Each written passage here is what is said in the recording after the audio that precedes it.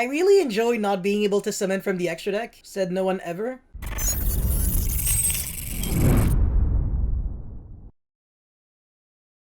So Artifact Dagda is one of the super broken Link monsters that we got in Dual Overload alongside Crystal Needle Fiber, but of course people were so focused on that card that they just didn't really care about Dagda. And you probably already know this, but Dagda is an extremely easy to make Link 2 monsters that just requires 2 monsters with different names, and it reads, when an effect of another card on the field is activated, quick effect, you can send one artifact monster from your hand or deck to your spell and trap zone as a spell, but destroy it during your opponent's next end phase. During your opponent's turn, if this Link summoned card is destroyed, you can special summon one artifact monster from your graveyard in defense position. You can only use each effect of Artifact Dagda once per turn. The majority of the artifact monsters suck, so we're only going to cover Scythe, Lancia, and Moraltech. Yes, Lancia is a hand trap and an artifact monster. Shocking, right? And also, just so you know, the artifact monsters only trigger when they are destroyed during the opponent's turn and when they are summoned during the opponent's turn. Scythe logs the opponent out of the extra deck for 1 turn, Moraltech destroys a face-up card when it is summoned without targeting, and Lancia prevents both players from banishing cards for the rest of the turn. Scythe is typically either main decked or side decked in strategies that can abuse Dagda and cards that allow you to pop your own cards, such as the deck that you're seeing on the screen right now, Phantom Knight, Brave, Destiny Hero, which can use Destiny Hero Destroy Phoenix Enforcer to pop your own Scythe, your own Dagda, so even if your Scythe got negated, you're actually good because you can just literally pop your Dagda. It has a second effect that allows you to revive back an artifact monster when it is destroyed, and you also get to trigger the effect of Rusty in order to summon the Phantom Knight of Breaksword in order to pop a card